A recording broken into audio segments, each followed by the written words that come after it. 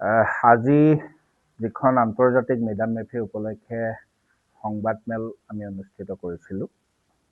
এই সংবাদমেলত আপোনালোক উপস্থিত হোৱাৰ বাবে আপোনালোকক কৃতজ্ঞতা জনালোঁ।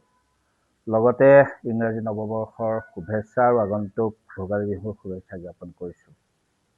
আজিৰ সংবাদমেলখন অনুষ্ঠিত কৰাৰ এয়াই উদ্দেশ্য যে বৃহত্তৰ ৰংপুৰ মেডাম মেফি উদযাপন সমিতি আৰু সদৌ টাই আহোম ছাত্ৰ সন্থাৰ শিৱসাগৰ জিলা সমিতিৰ উদ্যোগত এইবাৰ আমি আন্তৰ্জাতিক মেডাম মেফি অনুষ্ঠিত কৰিবলৈ লৈছোঁ 3 দিনীয়া কাৰ্যসূচীৰে। 30 জানুৱাৰী, 31 জানুৱাৰী আৰু 1 ফেব্ৰুৱাৰী 3 দিনীয়া কাৰ্যসূচীৰে এই মেডাম মেফি উদযাপন কৰা হ'ব। আৰু আপোনালোক ইতিমধ্যে জ্ঞাত যে 600 বছৰীয়া গৌৰৱোজ্জ্বল আহোম ৰাজত্ব কালৰ যি সোণালী অধ্যায়, এই সোণালী অধ্যায়ত আমাৰ পূৰ্বপুৰুষসকলক স্মৰণ কৰাৰ যি ৰীতি বা পৰম্পৰা, এই পৰম্পৰা মেডাম মেফিৰ মাধ্যমেৰে প্ৰতিফলিত হৈ আহিছে। আৰু চাওলুং চুকাফাৰ দিনৰ পৰাই যি ঘৰুৱাভাৱে উদযাপন কৰা মেডাম মেফি বা পালন কৰা মেডাম মেফি পৰৱৰ্তী সময়ত অসমৰ সৰ্বস্তৰৰ জনসাধাৰণৰ মাজত এক সৰ্বজন গ্ৰাহ্য অনুষ্ঠান ৰূপে পৰিগণিত হৈ আহিছে। আৰু এই দিনটোতেই আমাৰ জাতি গঠন প্ৰক্ৰিয়াত যিসকল পূৰ্বপুৰুষে অহোপুৰুষাৰ্থ কৰিলে, ত্যাগ কৰিলে, সেইসকলৰ প্ৰতি আৰু আমাৰ যি টাই আহোম জনগোষ্ঠীয় বা পৰম্পৰাগত যিসকল মৃতক বা পূৰ্বপুৰুষ বা দেৱতা বুলি যাক কোৱা হয়, ফি হ'ল যিসকল, তেওঁলোকক আমি পৰম্পৰাগতভাৱে ৰীতি নীতিৰে আমি সেইদিনা তেওঁলোকক তৰ্পণ কৰোঁ। আৰু এইবাৰ আন্তৰ্জাতিকভাৱে মেডাম মেফি আমি আয়োজন কৰিবলৈ লৈছোঁ। ইতিমধ্যে আপোনালোকক অৱগত কৰিছোঁ যে 3 দিনীয়া কাৰ্যসূচীৰে হ'ব। প্ৰথম দিনাৰ কাৰ্যসূচী হিচাপে আমি 30 জানুৱাৰীত পুৱা 9 বজাৰ পৰা আনুষ্ঠানিক পতাকা উত্তোলনৰ জৰিয়তে এই মেডাম মেফিৰ আমি আৰম্ভণি কৰিম। আৰু এইবাৰ মেডাম মেফিত আপোনালোকে অকণমান বিশেষত্বটো লক্ষ্য কৰিব যে পৰম্পৰাগতভাৱে আমি যিখিনি মৈদাম তৰ্পণেই হওক বা যিখিনি পৰম্পৰাগত তৰ্পণ অনুষ্ঠান হওক, এই অনুষ্ঠানখিনিৰ লগতে আমি আন্তৰ্জাতিক পৰ্যায়ত যাতে মেডাম মেফিৰ তাৎপৰ্য বা গুৰুত্ব বা মেডাম মেফিৰ বৈশিষ্ট্য যাতে আমি লৈ যাব পাৰোঁ, অসমীয়া জাতি গঠন প্ৰক্ৰিয়াত যিসকলে অহোপুৰুষাৰ্থ কৰিলে সেই আহোম জনগোষ্ঠীৰ যি পৰম্পৰাগত তৰ্পণ কাৰ্যসূচী, এই কাৰ্যসূচীটোক যাতে আমি ৰিফ্লেক্ট কৰিব পাৰোঁ, তাৰ উপৰিও কিন্তু আমি এনে কেতবোৰ কাৰ্যসূচী গ্ৰহণ কৰিছোঁ যি কাৰ্যসূচীৰ জৰিয়তে বৃহত্তৰ অসমীয়া জাতি গঠন প্ৰক্ৰিয়াটোৰ সামগ্ৰিক দিশ আচলতে আমি সামৰি ল'বলৈ যত্ন কৰিছোঁ।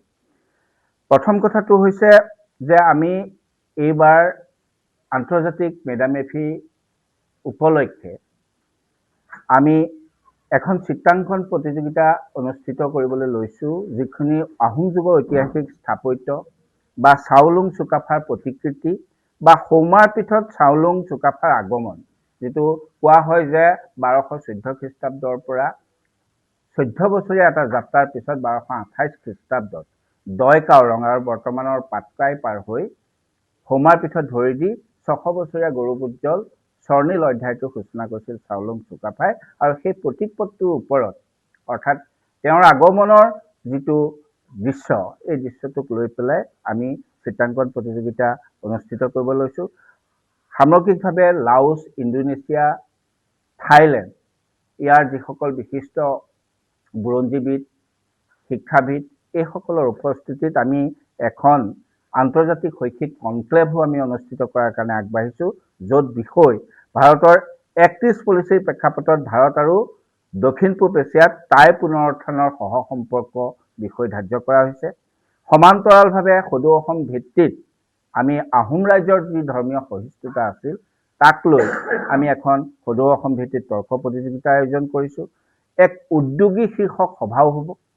ইয়াত উদ্যোগীসকলৰ চিন্তা বা শিৱসাগৰকে লৈ পেলাই অসমক লৈ পেলাই কেনেকৈ উদ্যোগ প্ৰসাৰণ কৰিব পাৰি তাক যাতে প্ৰতিফলিত হয় তাক লৈ পেলাই আমি আৰম্ভ কৰিছোঁ।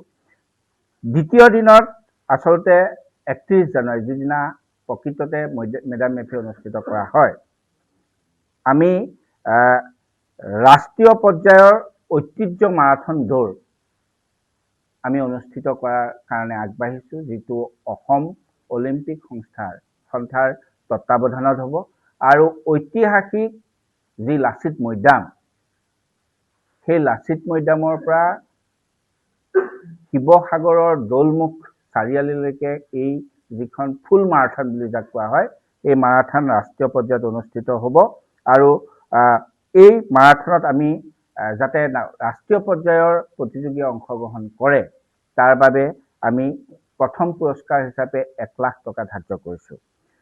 তাৰ পৰৱৰ্তী সময়ত সেই দিনটোত আমাৰ মেডাম মেফিৰ যিখিনি পৰম্পৰাগত আচাৰ অনুষ্ঠান হ'ব বা যিটো সাংস্কৃতিক শোভাযাত্ৰা, মই পুনৰ আপোনালোকক অনুৰোধ কৰিম যে এই বিষয়টোত আপোনালোকে অকণমান গুৰুত্ব দিব, কাৰণ অসম বুলি ক'লেই, অসমীয়া জাতি বুলি ক'লেই যিটো সংমিশ্ৰিত জাতি, আমি সকলোৱে একলগে থাকি একেলগে এটা সত্তাৰ মাজত আবদ্ধ হোৱা যিটো জাতিসত্তা, এই জাতিসত্তাটোক প্ৰতিফলিত হোৱাকৈ, জাতিসত্তাটোক প্ৰতিনিধিত্ব কৰিব পৰাকৈ যাতে সকলো জাতি জনগোষ্ঠীয় সমন্বয়ৰ এখন ছবি আৰু এটা বাৰ্তা আমি যাতে প্ৰেৰণ কৰিব পাৰোঁ, তাৰ কাৰণে ঐক্য আৰু সমন্বয় শীৰ্ষক আমি যিটো সাংস্কৃতিক শোভাযাত্ৰা, য'ত প্ৰায় 50,000 লোকৰ আমি আচলতে সমাগম আশা কৰিছোঁ আৰু সেইমতে প্ৰস্তুতিও চলোৱা হৈছে।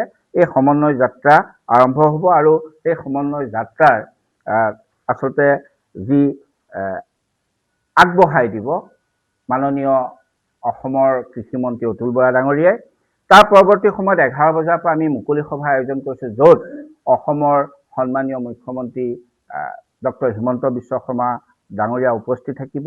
বিশিষ্ট অতিথিৰূপে থাইলেণ্ড, ভিয়েটনাম আৰু লাওছৰ আন্তৰ্জাতিক খ্যাতিসম্পন্ন কেইবাগৰাকীও টাইচান প্ৰতিনিধি তেওঁলোক উপস্থিত থাকিব।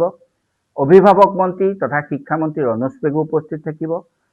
স্থানীয় বিধায়ক বা নাহৰকটীয়াৰ বিধায়ক, টাই আহোম উন্নয়ন পৰিষদৰ অধ্যক্ষকে আদি কৰি বহু গণ্যমান্য বিশিষ্ট ব্যক্তি সেই দিনটোত উপস্থিত থাকিব।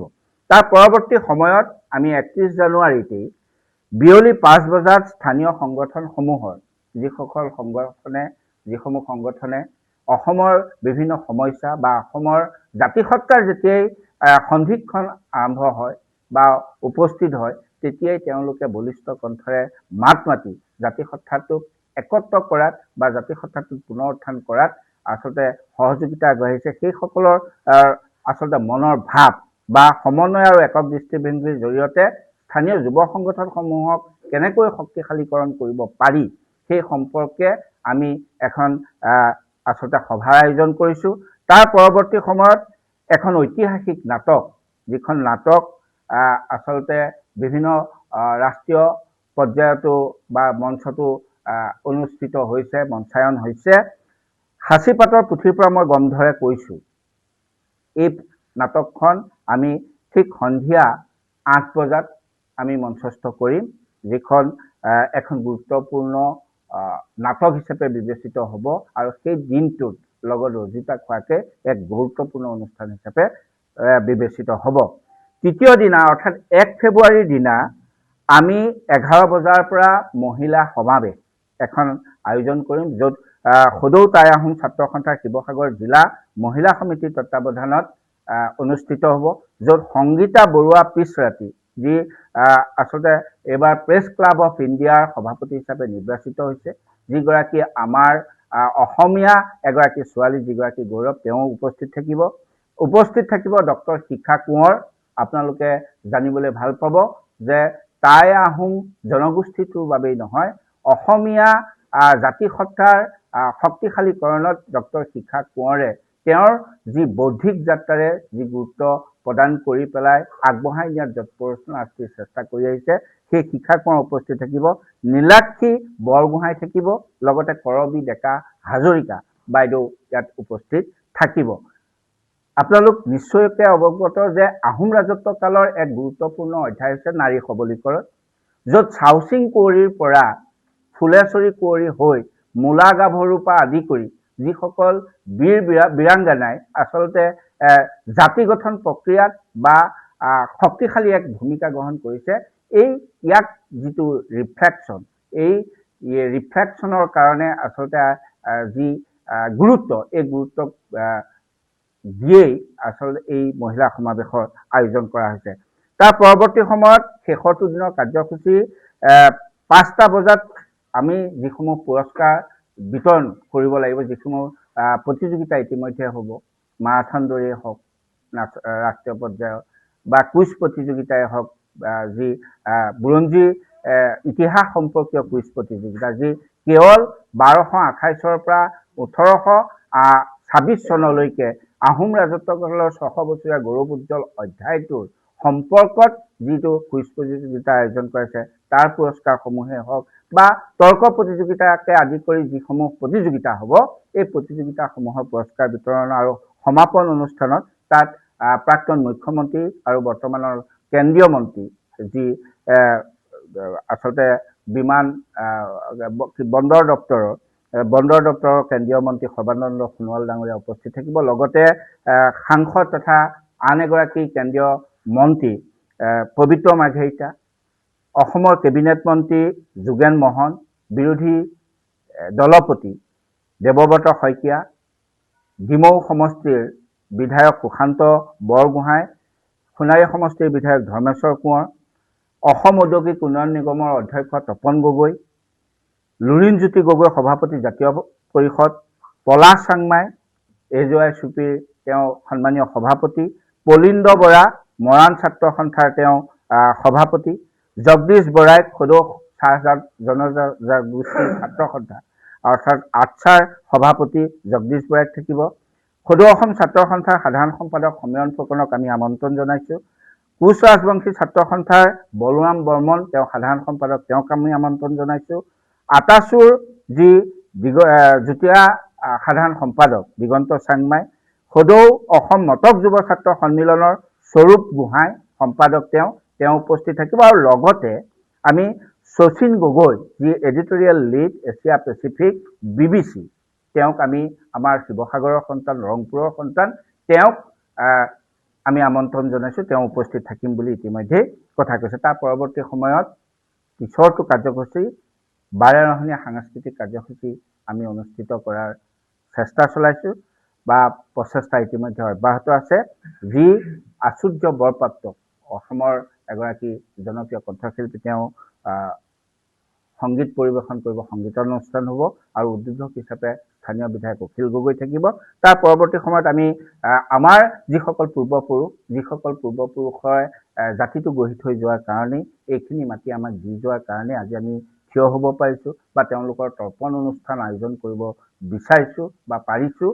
এই সকলৰ প্ৰতি আৰু ভৱিষ্যতৰ বাবে যাতে আমি ঐক্য সম্প্ৰীতি আৰু অসমীয়া জাতিসত্তাৰ যিটো আচলতে বৈশিষ্ট্য, সেই পৰিকাঠামোটোত যাতে আমি একেলগে থাকিব পাৰোঁ, একেলগে একে হৈ এটা খুঁটিৰে যাতে আমি আগবাঢ়ি যাব পাৰোঁ, তাৰ প্ৰতি পূৰ্বপুৰুষসকলৰ প্ৰতি আমি শ্ৰদ্ধা জনাই আমাৰ এই 3দিনীয়া কাৰ্যসূচীৰ আচলতে আমি অন্ত পেলাম।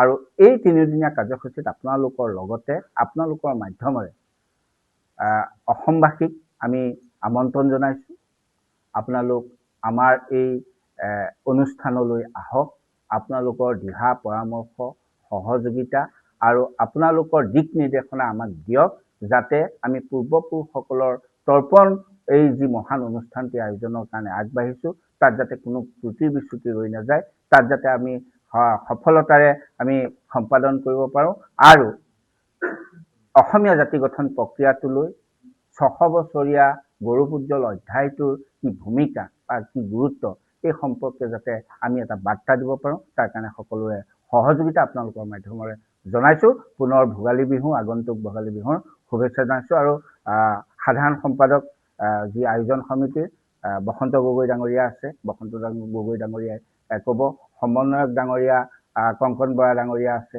বা সঞ্জয় দাস ডাঙৰীয়া আছে, টুটুল সন্দিকৈ ডাঙৰীয়া আছে মুখ্য সমন্বয়ক, এইসকলে আপোনালোকক পৰৱৰ্তী গোটেই বিষয়বিলাক উপস্থাপন কৰিব।